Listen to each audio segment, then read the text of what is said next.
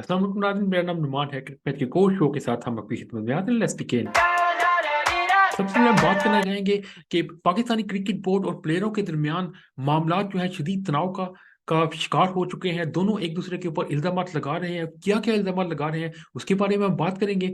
उसके अलावा हम बात करेंगे कि इंजमामुल हक साहब ने अपने ओहदे से इस्तीफा दे दिया। इंजमामुल हक साहब जो कि सिलेक्शन कमेटी के चेयरमैन थे, उन्होंने अपने ओहदे से इस्तीफा दे दिया। उन्होंने क्या क्यों इस्तीफा दिया उसके बारे में हम बात करेंगे। उसके बाद हम बात करेंगे कि प्लेयर्स की ये भी खबर निकल के सामने आ रही है कि प्लेयर्स ने एक कमेटी बनाई हुई थी और इंजमामुल हक और रिजवान जो है वो उस कंपनी के ओनर थे।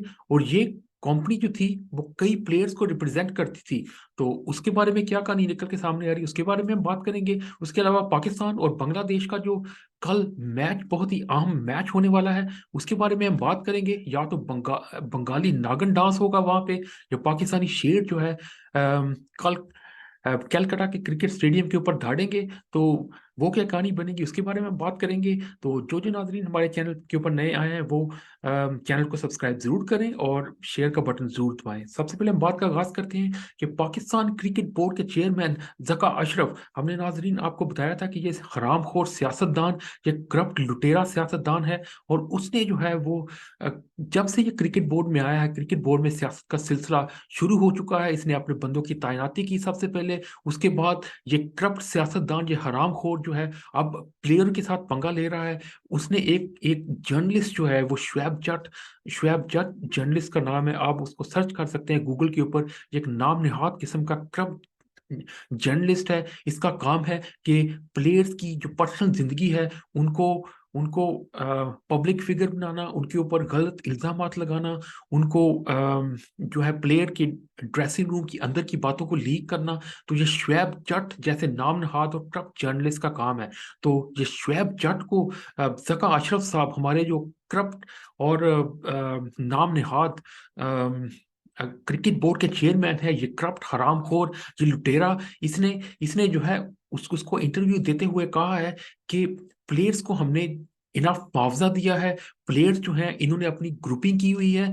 तो इसके अलावा एक और भी बड़ी खबर निकल के सामने आ रही है कि प्लेयर्स जो है ना, प्लेयर्स वो जब भी कोई कॉन्ट्रैक्ट करते हैं, नाजरीन हम आपको बताते चले कि जब भी कोई कॉन्ट्रैक्ट करते हैं तो एक कंपनी होती है जो प्लेयर्स को रिप्रेजेंट करती है।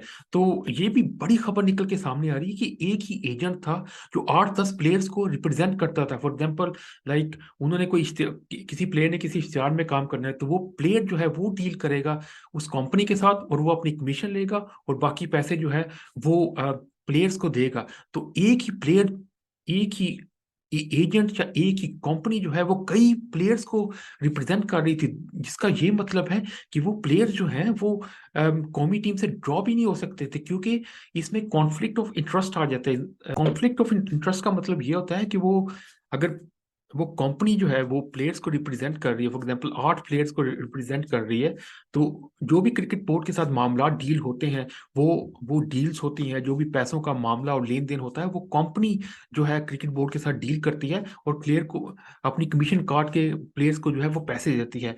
तो अगर फॉर एग्जांपल लाइक 8 प्लेयर को वो एक ही कंपनी रिप्रेजेंट कर रही है, तो इसका मतलब है वो कंपनी कभी नहीं चाहेगी कि उन 8 प्लेयर्स में से कोई भी प्लेयर ड्रॉप हो, क्योंकि अगर वो प्लेयर ड्रॉप होते हैं तो वो कंपनी जो है अपनी मनी लूज करेगी। इसको कहते हैं कॉन्फ्लिक्ट ऑफ इंटरेस्ट। तो उसका इंटरेस्ट जो है वो अपने पैसे में है और मुल्की मफाद में नहीं है। तो जिस वजह से ये बहुत ही बड़ी कंट्रोवर्सी निकल के सामने आ रही है कि इंजमामुल हक और मोहम्मद रिजवान का भी उस कंपनी में शेयर था। तो ये प्लेयर्स जो थे वो उनका उनका इंटरेस्ट था, इसी वजह से वो पीसीबी के चेयरमैन जका अशरफ साहब, ये हरामखोर, ये नकम्मा इंसान जका अशरफ, इसने जो इंटरव्यू दिया है उसमें उसने बाबर आजम की चैट जो है वो लीक की है। और पहली बात तो ये नाजरीन, हम आपको ये बताते जा रहे हैं, किसी की प्राइवेट चैट को लीक करना, पब्लिक के सामने लेके आना, पब्लिक को शो करना, जैसे आम हालात में हम जानते हैं कि किसी आपके घर में कोई लेटर आता है, किसी का लेटर आ जाता है तो आप उस लेटर को खोलते नहीं है। ये एथिक्स और मैनर्स के खिलाफ है। मगर इस जाहल इंसान ने, इस करप्ट सियासतदान जका अशरफ साहब ने नेशनल टीवी के ऊपर आकर बाबर आजम की वो व्हाट्सएप चैट जो है उसको दिखाया है, उसको लीक किया है। तो ये किस किस्म का इंसान है, ये क्रिकेट बोर्ड का किस किस्म का नाअहल चेयरमैन है, ये निकम्मा चेयरमैन, ये नठल्ला, ये करप्ट इंसान, इसको इसके ऊपर एक्शन लेना चाहिए।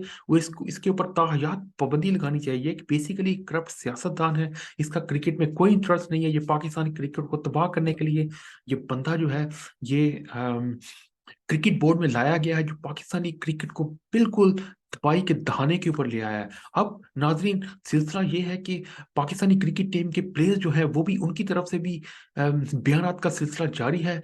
वो उनका कहना ये है कि अभी वर्ल्ड कप जारी है, वो जहनी दबाव का शिकार है, ऊपर से टीम की जो है वो शिकस्त का सिलसिला जो है रुकने का नाम नहीं ले रहा, कौमी टीम हारी जा रही है। मगर जो क्रिकेट बोर्ड के चेयरमैन साहब हैं, उन्होंने अपनी सियासत का बाजार जो है वो चमकाया हुआ है, जिस वजह से पाकिस्तानी टीम बहुत ही दबाव का शिकार नजर आती है।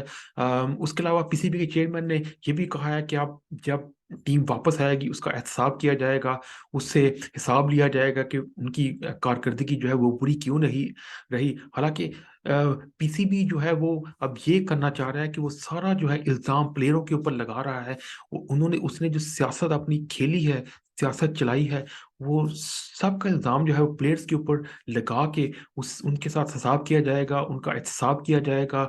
उसके अलावा सिलेक्शन कैसे हुई उसके बारे में पूछा जाएगा। हालांकि इसको पूरे एतमाद में गया था, ये हरामखोर जका अशरफ को पूरे एतमाद में लिया गया था, और उसको टीम का पहले बताया गया था कौन सी टीम सेलेक्ट होने जा रही है, मगर अब ये उससे लाताल्लुकी का इजहार कर रहा है। उसने शुएब जट, एक करप्ट जर्नलिस्ट है, उसको इसने इंटरव्यू दिया है और पाकिस्तानी क्रिकेट टीम के ऊपर बहुत ज्यादा इल्जामात लगाए हैं, जिसकी वजह से पाकिस्तानी टीम जो है अब बहुत दबाव का शिकार नजर आती है। कल पाकिस्तान और बांग्लादेश का मैच है, देखें कल बंगाली नागने डांस करती है। कोलकाता का बड़ा स्टेडियम होगा, 60,000 कैपेसिटी है कोलकाता में, और वहाँ पे बहुत ज्यादा बंगाली रहते हैं, और सुना यह जा रहा है कि 90% जो है वो बंगाल का क्राउड होगा।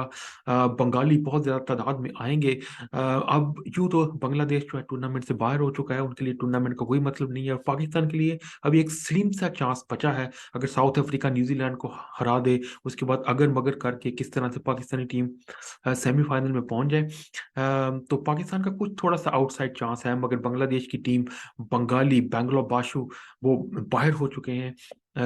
और इसके अलावा नाजरीन, पाकिस्तानी क्रिकेट टीम जो है वो इस किस्म की सियासत से बहुत ज्यादा मुतासर हो रही है। जो पाकिस्तानी क्रिकेट बोर्ड और खिलाड़ियों के दरमियान जो जो लड़ाई है, जो चकलेश है, जो एक दूसरे के ऊपर इल्जामात लगाने का सिलसिला जारी है, उससे उससे ना ही जका अशरफ का कुछ जाना है, क्योंकि उसके अपने कई बिजनेस चल रहे हैं। ये एक बहुत ही मंजा हुआ सियासतदान है, बहुत ही पुराना पापी जिसको हम कहते हैं, वो पुराना पापी है जका अशरफ। पता नहीं कितनी दफा इसके ऊपर करप्शन के इल्जामात लगे हैं। बहुत ही करप्ट इंसान है। इसका बेटा जो है वो क्रिकेट के मामलात को देखता है, ये ऊपर ऊपर से क्रिकेट बोर्ड का चेयरमैन है, मगर असल जो क्रिकेट बोर्ड के मामलात को चला रहा है वो बंदा जो है, इसका इसका बेटा है। वो इसका बेटा जो है वो एडमिनिस्ट्रेटर है, ये ऊपर ऊपर से बैठ कर हुक्म जारी करता है, और नीचे से इसका बेटा जो है वो सारे मामलात को चला रहा है, वो इस मुल्क को करप्ट कर रहा है, क्रिकेट बोर्ड की जड़ें काट रहा है, क्रिकेट बोर्ड को लूट रहा है। ये सांप जो है ये मुल्क और कौम को खा रहे हैं।